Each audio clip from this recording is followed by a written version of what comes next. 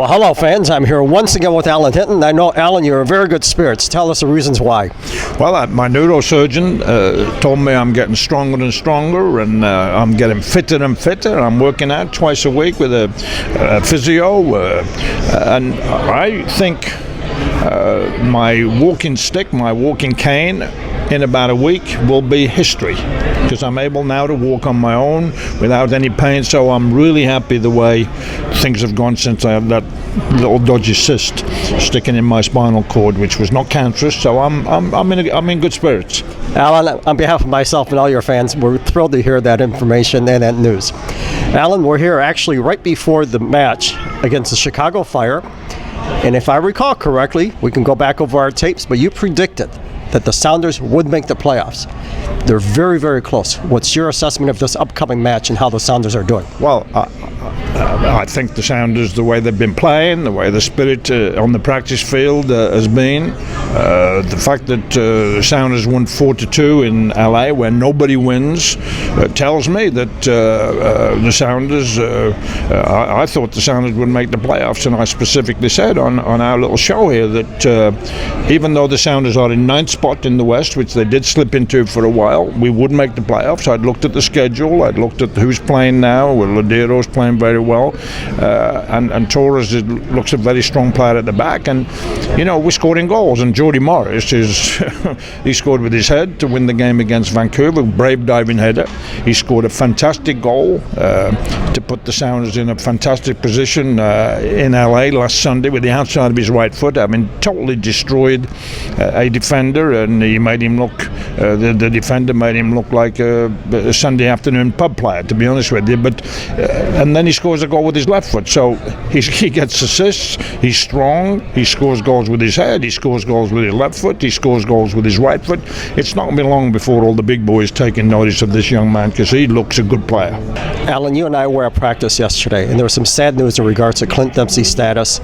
Garth Lagerwey, the general manager, the president of soccer for the Sounders, announced that Dempsey would not be coming back this year. The reality is you've only got one heart, and you've got to take care of it. And obviously the cardiologist and the Sounders use top people. I did see a cardiologist at practice a few weeks ago.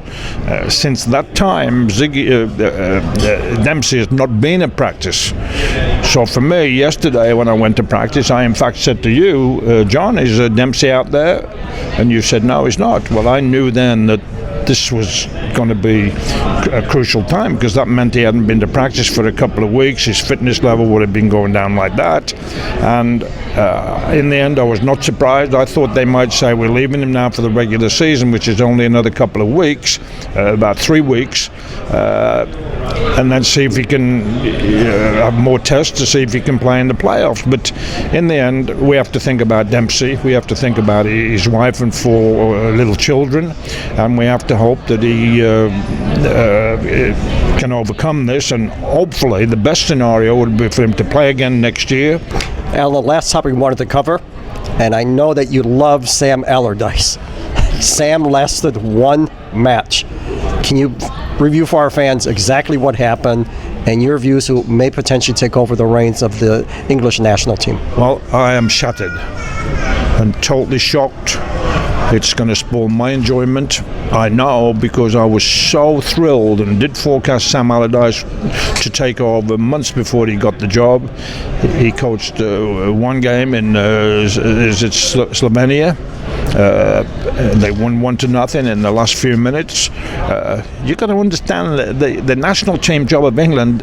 If you win in the games, the fans will love you. And then what you do for the rest of the time, you travel first class all over the world to look at opposition, to go to meetings. You go around the English Premier League. They put you in the director's box. They treat you famously. You're watching those games. Winning or losing when you're watching somebody else's team play is not a big deal. So the only pressure he was going to have have was making sure the England national team won. They have enough talent to have a good run, but for him to be out after so few games and days is heartbreaking. And the only thing I can say is that, Sam, you shouldn't have done what you did. You just can't do that. Being a club manager is one thing, but then when you're the national, everybody's trying to trap you, and it was entrapment. And I'm sure the whole interview will be on TV, and then he'll look even worse. But in the end, he's making $5 million a year, 3 million English pounds, all expenses. A fantastic reward for his great work in the game, and I'm shocked, as shocked as I've been over anything in many years, and I'm disappointed and feel let down. Gareth Southgate was in the right position at the right time, being an assistant, and he's jumped in there with open arms. He's going, oh man, I was expecting a chance one day, but he was working with Sam, wanting Sam to do well, and then that would keep him as an assistant. Now he's the full guy. So it's amazing, the storylines in coaching, with players. That's why soccer is the greatest game in the world. There's never a dull moment for media people, right? Absolutely true, Alan. Thank you very much for your comments. We'll talk to you next week with another version of Alan Hinton Unleashed. Thank you, Alan. Thank you.